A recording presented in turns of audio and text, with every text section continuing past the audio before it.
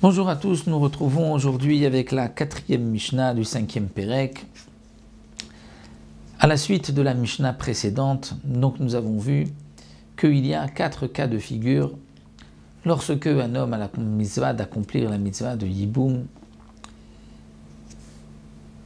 Il a devant lui, s'il veut faire les choses correctement, il fait le Mahamar, c'est-à-dire il donne des Kiddushin, et ensuite il va vivre avec elle la Bia. Et ce sera sa femme. Elle est Sayebama, donc mais dorénavant sa femme. S'il veut ensuite la divorcer, il lui donnera un guet. S'il ne veut pas se marier avec elle, alors il fera Khalitsa. Nous avons vu que s'il lui donne un guet, il ne pourra plus ensuite accomplir la mitzvah de Yiboum, mais elle devra quand même faire Khalitsa. La Mishnah là va nous parler d'un homme qui est marié à 2 femmes. Ketzad. Asa Mahamar Bezo ou Mahamar Bezo. Donc Réhouven était marié à 2 femmes, on les appelait Rachel et Léa. Shimon a donné les Kiddushin à une et les Kiddushin à l'autre. Quel sera le din maintenant? Il pourra épouser une des deux? On ne peut pas faire le Yiboum avec les deux. Alors, le cas de la Mishnah nous dit Tzrichot Shne Gitim Vechalitza. Il faut leur donner 2 guettes et une Khalitsa, à une des deux. Comment 2 guettes? Lorsqu'il a fait le Mahamar avec la première, il aurait pu ensuite se marier avec elle, accomplir la mitzvah de Yiboum. Mais il a donné un Mahamar à la deuxième. Eh bien, ce Mahamar, les Kiddushin à la deuxième, ont aussi un sens, étant donné qu'il n'a pas encore, il ne s'est pas complètement, il n'a pas rompu le lien du Yiboum par Yiboum Khalitsa avec la première, puisqu'il lui a fait qu'un Mahamar. Donc on va tenir compte du Mahamar de la deuxième aussi. Il y a un Mahamar après le Mahamar, puisque, comme nous ont dit les Chachamim, le lien du Yiboum ne s'est pas terminé avec la première. Normalement, s'il fait Yiboum avec la première, avec la deuxième, il n'y a plus rien. Mais là, il a juste fait un Mahamar, juste donné des Kiddushin. Il ne vit pas avec elle. Donc, il n'a pas encore accompli la mitzvah du Yiboum. Il donne des Kiddushin à la deuxième. On doit en tenir compte, donc les deux ont besoin d'un guet. Il ne peut plus se marier avec la première, puisqu'en donnant les Kiddushin à la deuxième, il s'interdit la première. Donc il devra donner 2 gitin, 2 guettes, un guet à la première, un guet à la deuxième, et une des deux devra faire Khalitsa, puisque le guet ici n'est pas suffisant pour enlever la mitzvah du Yiboum. Donc Khalitsa met à une seule, et lorsque une seule des deux a fait Khalitsa, l'autre est permise aussi. Maintenant ça se complique. Mahamar Bezo veget Bezo. Il a donné des Kiddushin à une et il a donné le guet à l'autre. Le guet qu'il a donné à la deuxième va lui interdire la première.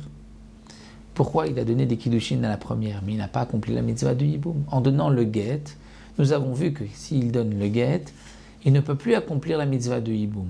Mais pas seulement avec celle à qui il a donné le guet, avec la première aussi.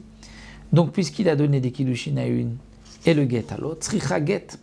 La première a besoin d'un guet parce qu'elle a reçu des Kiddushin, mais il faut quand même Khalitsa à une des deux pour les permettre, puisqu'il n'y a eu ni Yiboum ni Khalitsa qui s'est fait.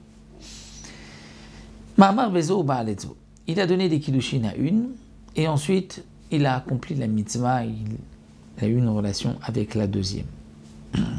Là aussi, comme nous l'avons vu, en donnant le Mahamar à la première, il s'interdit la deuxième, puisqu'il commence le Yiboum avec la première. Si ensuite, il a une relation avec la deuxième, donc, elle lui est interdite. Donc, pas seulement la deuxième lui est interdite, mais la première maintenant devient aussi interdite à cause de cette relation, parce que le Mahamar n'était pas encore suffisant pour les lier au Yiboum. Donc, elles ont besoin, chacune d'un guet, et Khalitsa est une des deux pour qu'elles puissent se remarier.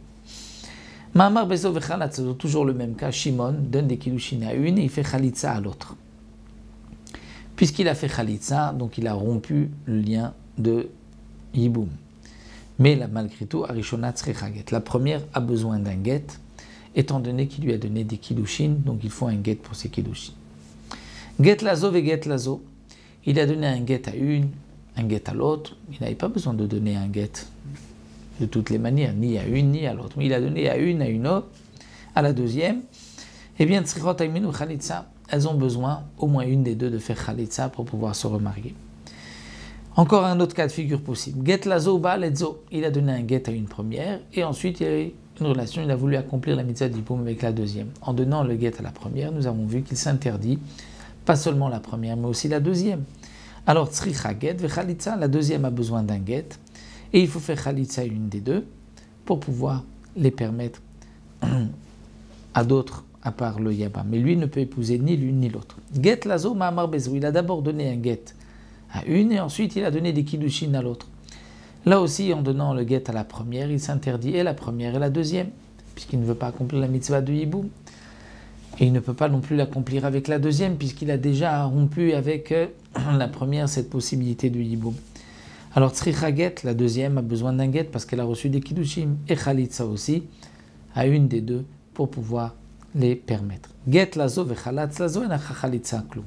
S'il a donné un get à une première, donc normalement, comme nous l'avons vu, en donnant ce get, il ne peut plus accomplir la mitzvah de Yiboum, ni avec la première, ni avec la deuxième. Donc il faut faire chalitza.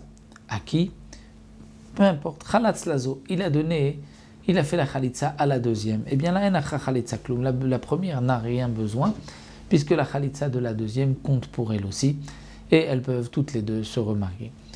Donc voici les cas simples de cette Mishnah, c'est toujours le même principe, et on aura encore deux autres Mishnayot dans le même contexte, dans le même sens que nous reverrons Bezrat Hashem une prochaine fois.